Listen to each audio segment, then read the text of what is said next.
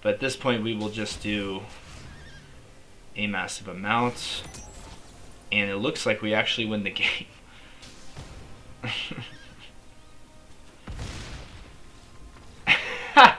Hey guys, thank you so much for checking out the deck tech and the video today. Sorry I've been a little missing in action.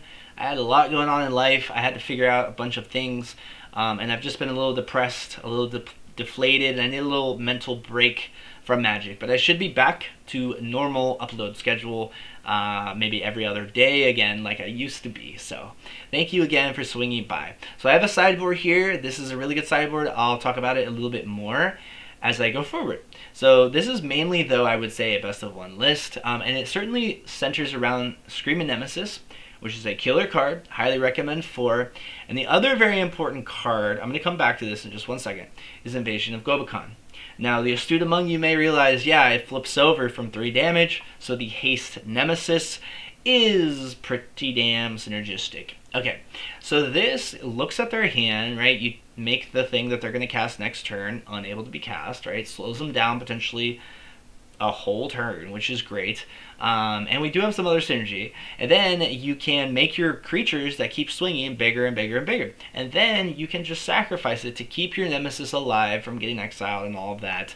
And you can sacrifice it when we board wipe the whole board while keeping our creatures, right? So that is pretty darn cool. I really do love this card, and it has a really cute thing that I just mentioned with Aven Interrupter, because it says spells your opponents cast from graveyards or exile cost 2 more to cast.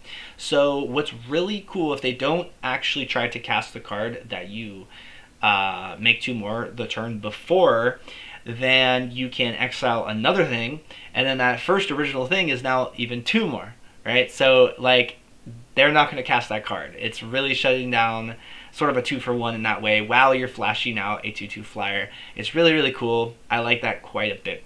Now, this guy swinging with maybe your percussionist is 3 damage as well to help flip this over. But of course, you have 4 lightning helixes. So it's pretty easy to flip over your Gobakhan. Very, very easy in this deck. And it is just very great to have that sort of blanket protection. So we also have City on Fire in this deck. So this card is not necessary, but it's something I wanted to try to do today. And it is multiplicative. So how this is worded is very important, but let's come back to that. It is multiplicative with your Tyrant. So you should be able to do 6 times damage, which is pretty absolutely bonkers. 1 burst lightning, right? 2 times 2 times 2 times 2 times 2. You're doing, what is that? That's 4, 8, 16, 32. Yeah, you're doing 64 damage if you have both of those. That's a little unrealistic, but it's something that's possible. Now, what you can do with Burst Lightning is target your Nemesis. And if you have your City on Fire, then you will do triple that damage. So you'll do 6 damage to Nemesis, which is great. Then Nemesis will do the damage to a target player, and then you'll do triple that 6 damage, right? Because it's like you're hitting your Nemesis, then you're hitting them, so it's 2 different instances, all are getting tripled. So you will be doing 18 damage to the face, which is pretty darn sick if you burst lightning your own guy, right? You can also lightning helix your Nemesis, do triple damage, which is 9, and then you do triple 9, so you do 27 by lightning helix your own Nemesis. But realistically, they're just going to try to block this because they're going to start taking a bunch of damage. All right, we do have a flyer here, which is great. They have to deal with this. This also helps us get deeper into our deck. But also Elspeth making more creatures flyers. You will notice we don't have that many creatures, but I'll talk about that a little bit more. And we do have a sideboard again. But this can pump out tokens. And we're also actually running for Release the Dogs, because this can help you cast your City on Fire, because it does have Convoke. So this is kind of cool because it just is 4 creatures that you're getting. If they all swing the next turn, Gobakhan can start putting counters on them, which is really, really good. All of a sudden you have 8 damage, like just going wide, which is really good. And again, they're really trying to deal with this. We also have Boros Charm, so it's like not unrealistic that they get hit by a Boros Charm, they get hit by a Helix, your Nemesis has swung connected, next turn they block it, then it connects again, and they're already like 1 hit away from dying, right? Your Elspeth can make a guy flying and finish the game, Or you also have this creature land, which I'll talk about a little bit more in a second because my head's covering it. But this, by the way, when it swings, let's do this. When this swings, right, it's going to put a counter on itself, and you can flip over Gobakhan as well that way. This is a great land, and it's really important in this deck, I would say.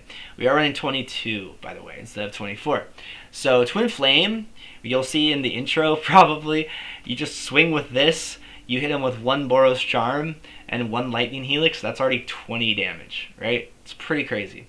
Now again, we don't have too many creatures, so Season of the Burrow can get back one of our important creatures with an Indestructible counter, and that's insane with Nemesis, because then you can block all day while doing damage back to them, or you can just keep swinging all day while growing your guy, right? And then if you do have to eventually flip this over, sacrifice it, then you just do that. And you probably have 2 of them at that point in the game sometimes.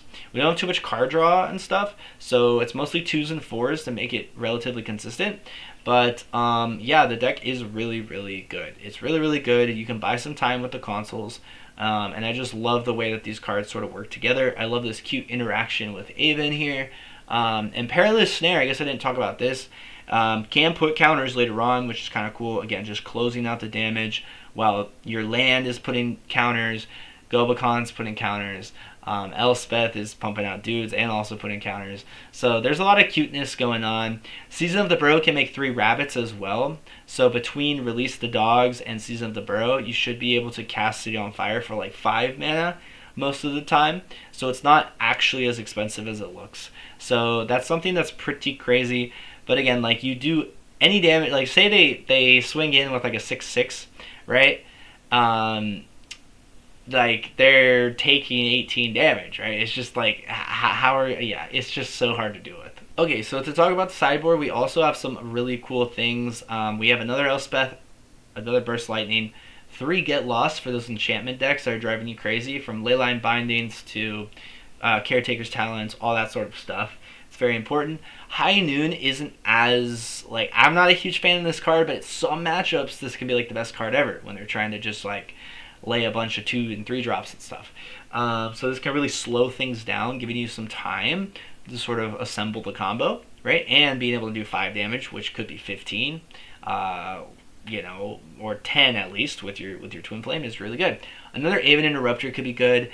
Voldaren Thrillseeker, obviously pretty crazy, because our creatures again are growing because of Gobakhan. So then eventually you just boom, hit them in the face, and if you do that when you have any of our doubling effects, tripling effects, it's crazy.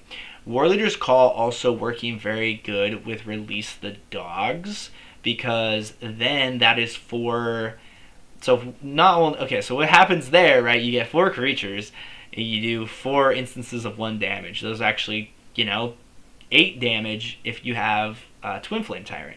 Then those Release the Dogs tokens are swinging and doing more damage, and they're getting doubled if you have like City on Fire or Tyrant. I keep saying the same thing. Now Sulfim also has a doubling thing for non-combat damage, which could be good. It's also a 5/4 in and of itself. I've always been a fan of this card. It's always been really good. It's always been overlooked. I'm surprised I haven't seen more of it, but this is a good one. We also have another Season of Burrow, because that card actually is insanely, it's like the glue in a way sometimes, which could be good. We also have another board wipe with Starfall Invocation, which is cool because you can bring back your Tyrant if you have to wipe the board and you don't want to lose your Tyrant, and you also don't want to sacrifice your Gobakhan, as well as just getting back on Nemesis. Sometimes you want to do that, but you don't always have to just give the card, right? Flexible in that way. Now this last card I wanted to make work a little bit more, but what's pretty crazy, say you have a huge creature, say we have like an 8/8 creature or something. Okay, so say we've grown our guy, realistically probably like the biggest we can get to. I got my land to like a 10/10 one time.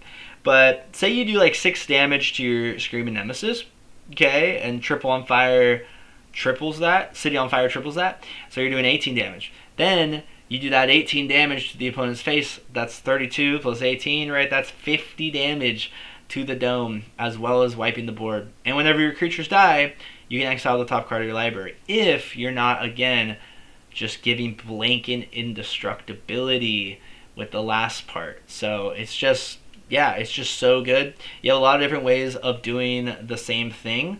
But the thing that we're doing ends the game very quickly before most opponents can react. In the gameplay today, we showed off the Tyrant. The City on Fire didn't get to make an appearance. They were rather just quick games. I'm down here in like gold and silver, and unfortunately I don't have the time to really get up to higher caliber games at the moment. And I'm wondering, like, do you even need City on Fire? Maybe not. You could just streamline the deck a little bit more. You could just replace these two with 2 more Twin Flames if if you have these mythics, right? You could put another Season of Burrow and another Tyrant in the main deck. That'd be pretty good. There's all these different ways you can lean. It kind of depends on what cards that you happen to have. Pyroclasm is another cool card that does 2 damage, right? So to wipe a bunch of small tokens, do 2 damage to your Nemesis, then 2 damage to any creature that didn't die or to the face. That's kind of a cool card that didn't make the sideboard, but I had it initially. So there's a lot you can do. But yeah, I hope you get some ideas. The games are rather quick and slightly underwhelming, but I think it still shows the deck functioning. If you just wanted to see it and sort of, hear what I say as I make decisions, I guess. But regardless, I'll try to get back to that normal upload schedule. I hope all of you have been doing good, all my subscribers. If you're new around here, I love you the same. Well, maybe just slightly not as much because you're not subscribed. But I hope all of you take care of yourselves. I forget to do that a lot, and that's something I'm learning to do currently. Yeah, guys. Stay solid. See you in the next one. Hope you're enjoying the format. Up the Beanstalk is ruining it for me. Up the Beanstalk played a big part in why I was like, do I even want to come back? Just kidding. I'm not ever going to stop playing Magic, but it's like I did need to take probably the longest break since I started playing Magic. It was only like 3 weeks, really, but it was like I didn't even touch Arena. It was just like something about Up the Beanstalk. It's the best card I've ever seen in the last 6-7 years. I had people in a short that I made saying that it wasn't that good of a card. It's like, what are you talking about? It replaces itself instantly. Then you draw 5 more cards off of it at least. It was like a 2-mana draw 6. I think that's good. It's also a permanent, so there's tons of permanent synergy and stuff. It's ridiculous. It's completely ridiculous. Especially with the gods, the overlords, right? Because you do the impending cost, but you still draw a card off of them. Then it's like they're ramping, they're setting those up. Then they just Sunfall. They don't lose any value. They draw a card off of Sunfall. Eventually, those overlords flip over. And if it's the Zur deck, then they make all that stuff into 6/6 Indestructibles or whatever. And, right, they're playing Leyline Binding, and they're casting that for 1 mana. They're drawing a card with Leyline Binding. It's obviously too good. It's the best thing that I've seen. It's top getting tournaments, if you think I'm just making stuff up. Anyway, I love you guys. See you in the intro, or see you in the gameplay. See you in the next video. Bye.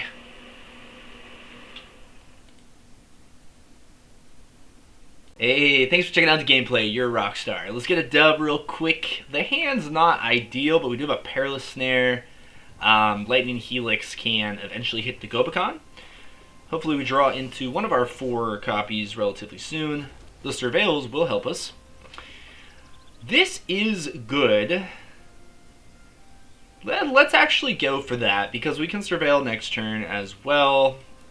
And it looks like Gruul anyway, so that should be good into Gruul, I would imagine. We don't really want that. Sure. Yeah, and this is like my 2nd game. I think I played like... No, this is like my 3rd. I had a different version of this deck. It's actually my 1st of this exact list, because that's where I tweaked things. Thunder's Philosophy, obviously a problem. So let's hit him with the Perilous. Perilous is okay. The fact that you can eventually just start putting counters on things can make a difference, because our creatures aren't necessarily large or anything. But that little bit of extra damage, obviously, especially when we're doubling things, can be good. And typically by this point we'd have a Restless Biovac, whatever it is, which we could swing this turn, get a counter, which is typically a great play. That land is really, really good. That land really actually sort of makes the deck in a way. Yeah, I think we just hold our stuff. I actually really like just slapping down the dragon. I don't think there's any problem with that into what we're dealing with. So this is a cool card. This is actually a deck that I've been wanting to build, the Exhaust. Very cool too that this only gets 1 counter from Velocipede. Actually, I thought it was power 4 for a second. So we're flooding out on lands, which is not ideal. But we swing here. What's kind of crazy is we do 4 damage here. We could give it double strike. Is that better? No, because it's, 6 more damage. But at this point, we will just do a massive amount. And it looks like we actually win the game.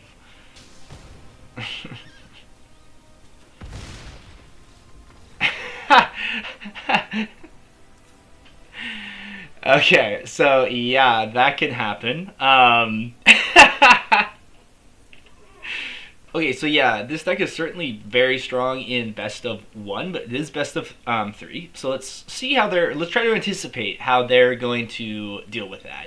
So they obviously don't have too many good answers. The Authority of Consuls is something that could be really good against this, obviously, so we'll keep those in there. I like the split of Elspeth Smite and Burst Lightning. I think that's fine. Screaming Nemesis is something that is essential.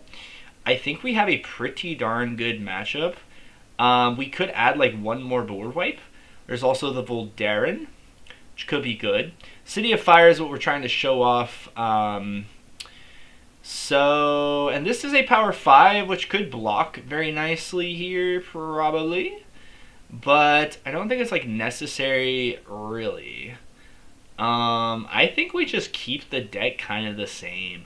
We could go like another Aven to slow them down, get that tempo, but I'd rather have the Perilous in just this exact matchup here. So I think what we do want to release the dogs because that helps us set up for our City of Fire. So that's something that we're trying to do, is just pull that off. So let's see if we can. Alright, so we do have the Bivouac. I cannot say this word. I've read it 100 times, and I change the way I say it every single time. But, what is this? Is this worth playing? They probably just don't have the rares. Guess we are against a silver opponent. But we do have the Gobakhans, which is actually really what we're trying to do here. So this is great because, they do have to bargain. That's going to be fine. Let's get that Velocipede let's slow him down quite a bit in that sense, I would say. I do have a Teething Wormlet. Okay, that's fine. This is a crew 1, which is fine. And they are gonna tap out, so we should get a clean swing with our Nemesis into the Gobakhan. You could also just Helix it, but I think it's definitely better to just do this while we can.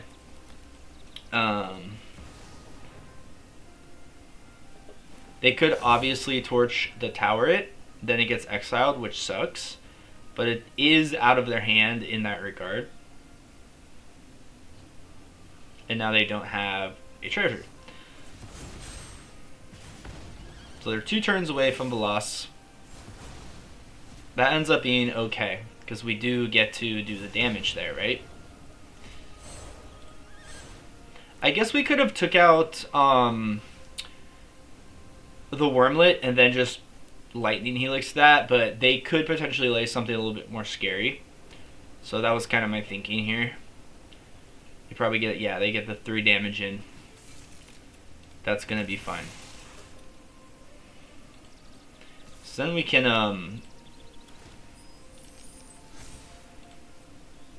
yeah, I suppose we should have taken that out. But can't be too sure. I don't think it's going to matter.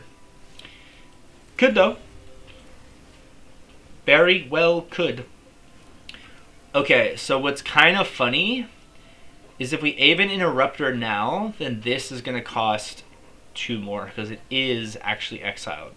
So that's actually, well, okay, let's swing first.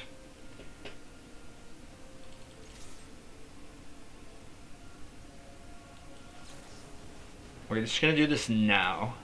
Because now this is 7 mana, so they can't lay it next turn. Because we know they have just 1 mana in hand. And we are starting to attack with the Percussionist. So it's kind of good that we actually just hit the Gobakhan. Because now we still have the Helix for something like this.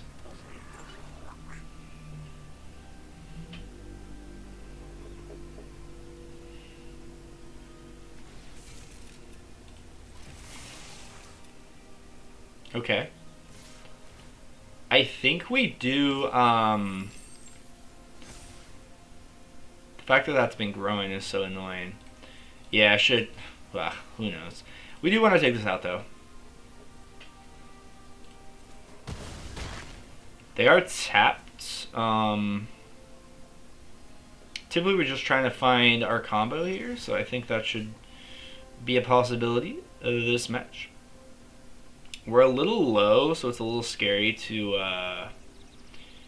let's see what that card is. Yeah.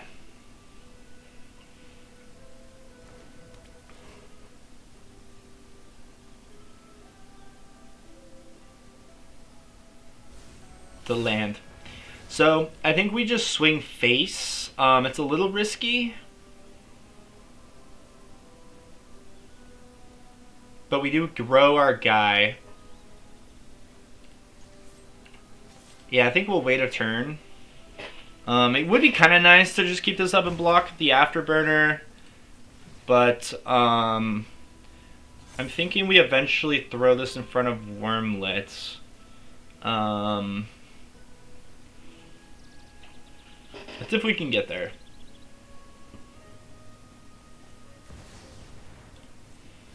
Philosophy to Rooney.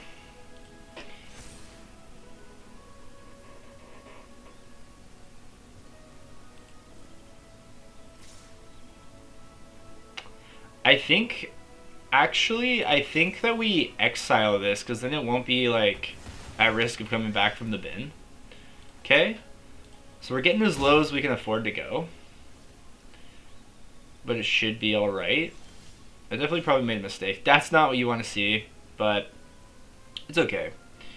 So this is what we'll do. Start growing our land. We actually throw this. Yeah.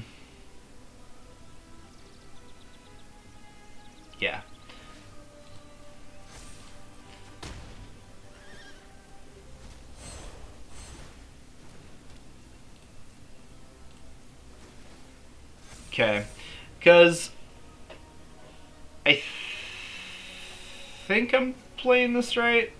Okay, they do have the Engineer, so that kind of does make sense. They could give it haste, right? No, other creatures. Okay, they do make the drag, and they can give it haste. Okay, so mistakes were made. That's right. I forgot how good this card is, really.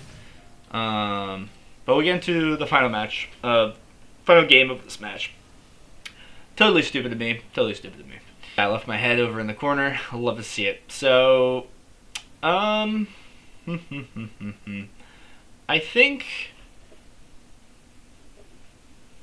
think considering that we let Wormlet go too big, I don't think that's going to happen again. I kind of like the idea of another season of Burrow. We maybe take out 1 Consuls. And we probably add a Sulfim. Maybe in exchange for, well, we do want to show up the City of Fire. Like, this is maybe a little slow in this matchup, but it is something I am trying to show off. Let's take out 1 copy.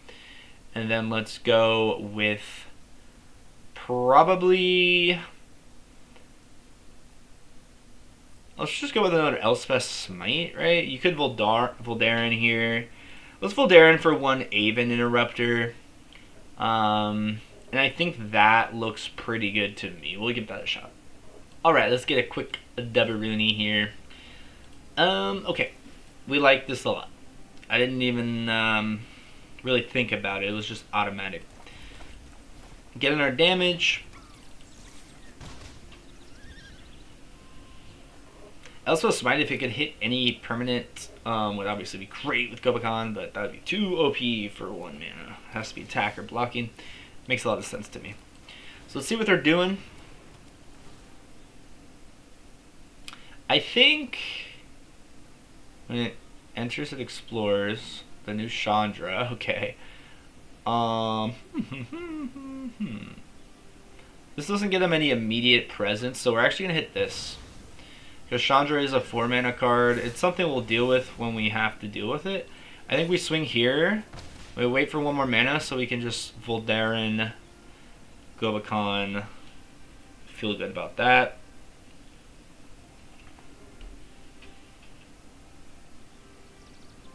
Yeah, I totally flubbed last game, but it's going to be alright. That's pretty good, but we're looking for mana now at this point.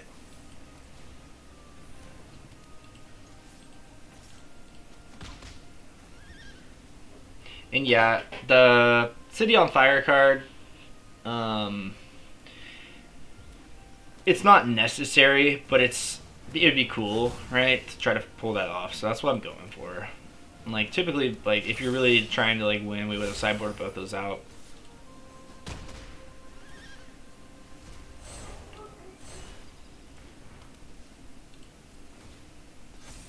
Did I meant to go face the turn before if I didn't.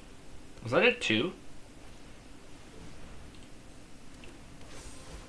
If I didn't, it's because I'm feeling really under the weather and my brain is not working apparently. Oh, yeah. So you can activate them twice. Essentially, well, not on the same turn, but you know what I mean.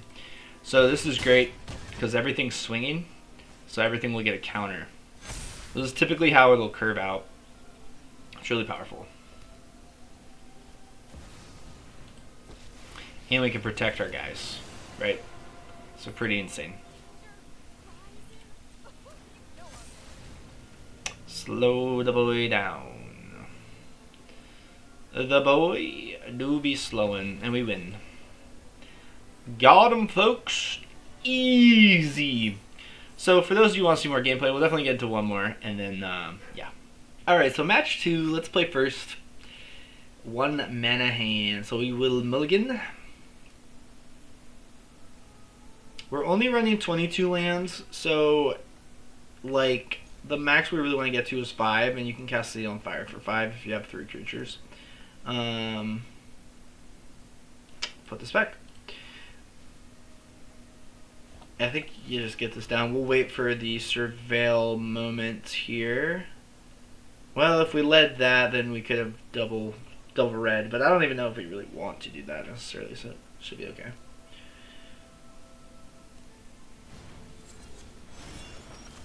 Creating a food. Okie dokie. Artichoke. So then with this. That is something we want. That is something we want. We're not sure what we're against, so that should help. Take out the... nothing. It's alright. We could force him to sacrifice the food, but that feels a little stupid. And if we can get a mana and slap down Elspeth next turn, business. And you have to deal with it, just making a bunch of tokens. It'll be great. And it works towards our city on Fire. So it looks like they are screwed on mana. Rather unfortunate for them. Yeah.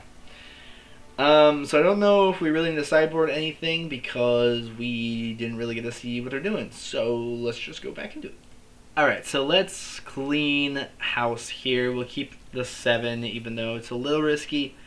But Helix should buy us a moment as long as we can slap down Nemesis into a snare. Feel pretty good. I would say so myself. I finally got 4 of these. Feels really good. Definitely important. Maybe not as much in this deck, but certainly something you'd want if you're going to build more than one Boros deck. Okay. Yeah. Take that out.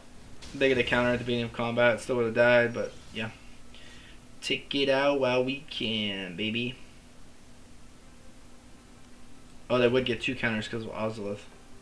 So I think we hold up Interrupter, which was actually a really good play. Because we get board presence and we put them behind a turn. Right? Ooh, no creature. I'm probably slouching, but yeah. Goodbye, come again. Cool, so now for 2 mana they can lay it next turn and we're not too worried. And don't want that, a little too late. We can just start smacking them now. Feel pretty good. You might just like double -2 our Elspeth in all honesty. But they are playing black, so they should have some removal. But it is silver, I suppose.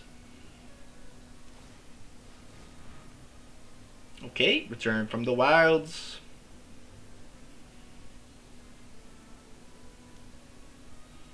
They are returning from the wilds. The rhythm of the wild. Wow, they're ramping up. Actually a little scary.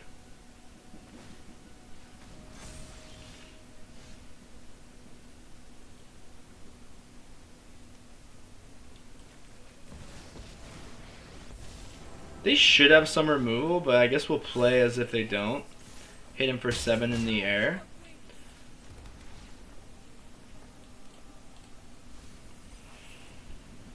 So they swing, they kill Elspeth. We do have another Screaming Nemesis. We also have the land. That's why I was a little reckless there. They're playing a triple green Nagulgari. They're playing very interesting cards. I haven't seen stuff like this in a while, folks. Literally like my first day back to Magic in like a month. No, I'm just kidding. It was like, it's probably pretty much 2 weeks. Okay. Yeah, we got them in more ways than one. So we'll do this. We don't even need to do anything because, yeah, just give it double strike. This will take 3. We have 3 extra damage as well, but good game. Yeah, just bad deck, but it's alright. I have some stuff I have to do today, so unfortunately I can't be playing more that much longer because I still have to process the video, which takes like an hour sometimes, and then I gotta, put the deck list, all that stuff, and then get ready for the day. So much love, you guys. I hugely appreciate you checking it out. Obviously, City on Fire is a card that, like, if you can cheat it out, might be better. But we do have like some, like we have the Elspeth pumping out tokens. We also have the 4-drop card that makes 4 tokens. So if you get both of those, you feel pretty good. And a pretty good sideboard as well. But there's definitely some different angles you can lean in towards. And I really think that the land here is massive. Really helps close out the deal. And you saw with like Twinflame, just Boros Charm into Lightning Helix into connecting with that. That's 20 damage right there. So there's a lot you could do.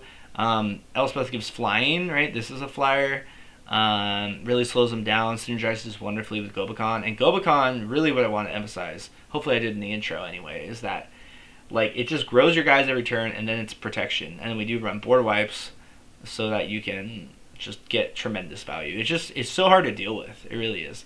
And like, Season of the Burrow can bring back like your Nemesis with Indestructibility. And it's just like they're either going to take 3 every turn, they're going to swing into it, we're going to block, and they're going to take even more kind of thing. So it's really cool. Really overlapping synergy everywhere. So thank you guys. I really do appreciate all the support. Hopefully I'll see you in the next video. And have a great day. Peace.